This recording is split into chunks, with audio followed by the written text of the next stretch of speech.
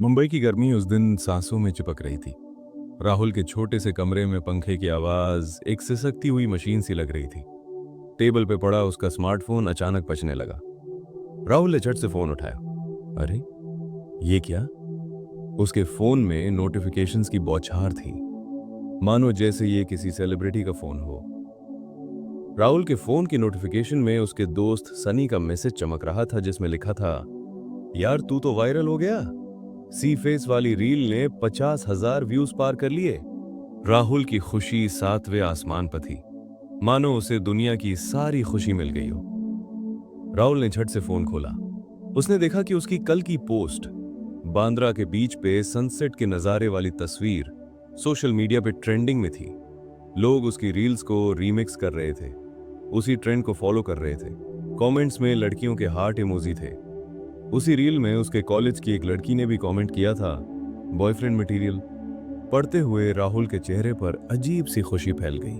पर तभी माँ की आवाज उसके कानों में गूंजी। माँ की आवाज ने उसे बाथरूम के शीशे के सामने खींच लिया। शीशे में उसकी परछाई ने सब सच बता दिया। आंखों के नीचे काले घेरे, बिखरे बाल, थकी हुई मुस्कान। उसने तुरंत फोन उठाया, कैमरा ऑन किया।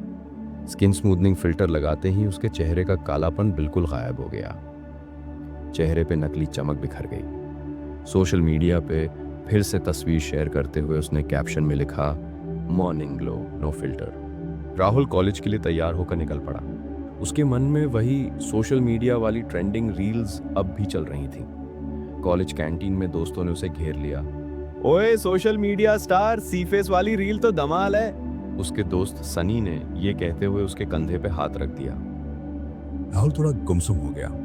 वो सच जानता था। उस रील के लिए समुद्र किनारे की धूप में उसकी नाक लाल हो गई थी। कैजुअल वॉक दिखाने के लिए उसने वही स्टेप 42 बार दोहराया था। जिस घड़ी का प्रोडक्ट प्लेसमेंट था, उसके लिए सिर्फ 500 रुपए मिले थे, जो उसने आज कैंटीन में रील्स वायरल होने की खुशी में उड़ा दिए। कॉलेज से लौटते ही राहुल फिर सोशल मीडिया स्क्रॉल करने में लग गया। शाम को पिता का फोन आया। उनकी आवाज में खिंचाव था। कॉलेज ने फाइनल वार्निंग भेजी है, 12,000 अभी चाहिए, पिता ने उदासी भरे लहजे में कहा। राहुल ने जवाब दे कि पापा, कुछ जुगाड़ तो आपको करना पड़ेगा। फिर उसने फोन रखा, हेडफोन्स लगाए। फोन पर उसकी लग्जरी लाइफ रील चल रही थी। वो उसी में डूब गया, मानो सब कुछ भूल गया। परीक्षा का दबाव, आर्थिक तंगी, पापा की परेशानी, सब कुछ। वो बार बार स्क्रॉल करते हुए अपनी रील्स पर कमेंट्स पढ़ रहा था। तभी फोन बंद हो गया। अरे ये क्या, धत, बैटरी डेड। इसे भी अभी होना था, राहुल ने गुस्से में कहा। उसने फोन चार्ज में लगाया। फोन चालू होते ही एक नोटिफिकेशन ने जैसे उसके पैरों तले जमीन खींच ली। कॉपीराइट उल्लंघन के कारण आपकी रील हटा दी गई है। उसने बिना परमिशन बैकग्राउंड म्यूजिक इस्तेमाल किया था। 50,000 व्यूज का महल ढह गया। उस रात वो अंदर ही अंदर बहुत रोया। खाने में उसने कुछ नहीं खाया। अगले दिन कॉलेज कॉरिडोर में माहौल बदला हुआ था। राहुल ने सुना, सनी रिया से कह रहा था, अरे रिया, पता है राहुल की रील्स वायरल होने में वो ट्रेंडिंग म्यूजिक का कमाल था। रिया बोली, मुझे तो पहले ही शक था। ये वही रिया थी जिसने बॉयफ्रेंड मटेरियल लिखा था। राहुल सब समझ चुका था, रील्स और रियलिटी में क्या फर्क है। वो चुपचाप वहां से चला गया। उस दिन उसने कॉलेज में किसी से बात नहीं की। राहुल अपने प्रोफेसर के पास गया, जो उसे बचपन से गाइड करते थे। वो प्रोफेसर के पैर पकड़ के रोया। उसे अपने कामों पर शर्मिंदगी महसूस हो रही थी, कैसे उसने समय बेकार किया। प्रोफेसर ने उसे उठाया। राहुल बेटा, सब ठीक हो जाएगा। जिंदगी में ठोकर लगना अच्छा है, इससे नई सीख मिलती है। आज तुम्हें समझ आया, सोशल मीडिया पर जीना तुम्हारी असली प्रतिभा को मार रहा है। प्रोफेसर ने उसे कैंटीन ले जाकर चाय पिलाई। घर लौटने पर मां ने चुपचाप उसके सिर पर हाथ फेरा। राहुल ने सब उगल दिया, फेल पेपर, डिलीट रील, पापा की टेंशन। मां ने कहा, हमारे लिए तू उन सबसे बड़ा है जो तुझे सिर्फ स्क्रीन पर जानते हैं। अगले 2 दिन राहुल के लिए युद्ध जैसे थे। सुबह 7 बजे उसके हाथ अनजाने में फोन की तरफ बढ़े। उसने रील्स वाली सारी ऐप्स डिलीट कर दी। फोन को अलमारी में रखकर उसकी चाबी मां को दे दी।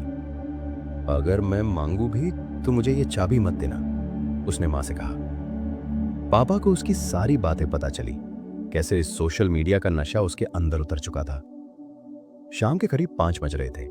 पापा उसके कमरे में आए। राहुल बेटा, कहीं घूमने चलोगे? राहुल ने सिर झुकाए हुए हाँ में जवाब दिया।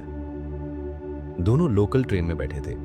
उनके बगल वाली सीट पर एक बुजुर्ग व्यक्ति बैठे थे। बेटा, तुम्हारा मोबाइल कहाँ है? बुजुर्ग व्यक्ति ने उत्सुकता से पूछा। राहुल ने खिड़की से बाहर देखते हुए कहा, आज मैं जिंदगी जीने के सही मायने देख रहा हूं दादा। रील्स वाली दुनिया से अब मोह उठ चुका है। उसने उस लोकल ट्रेन की खिड़की से देखा। चर्च गेट स्टेशन पर गुब्बारे बेचती बच्ची की चमकती आंखें, समंदर पर मछुआरों की नावों का लहरों से संघर्ष, चाय वाले के स्टॉल पर लिखा था, जिंदगी बस एक बार मिलती है, जी कर देखो।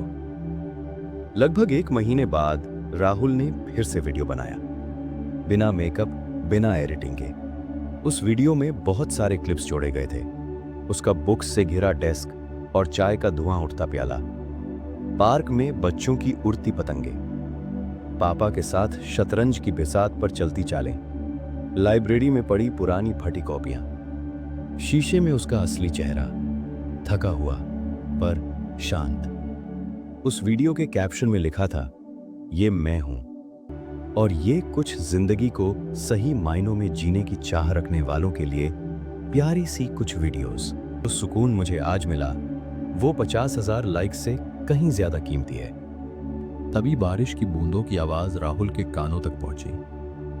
राहुल ने खिड़की खोल ली। बारिश की सोंधी खुशबू ने कमरे को भर दिया। उसका हाथ अनजाने में फिर से फोन की तरफ बढ़ा, फिर रुक गया। उसने हथेली बारिश में फैला दी। ठंडी बूंदें उसकी त्वचा पर टपकी। उसने आंखें बंद की, एक गहरी सांस ली और कहा, लव यू जिंदगी।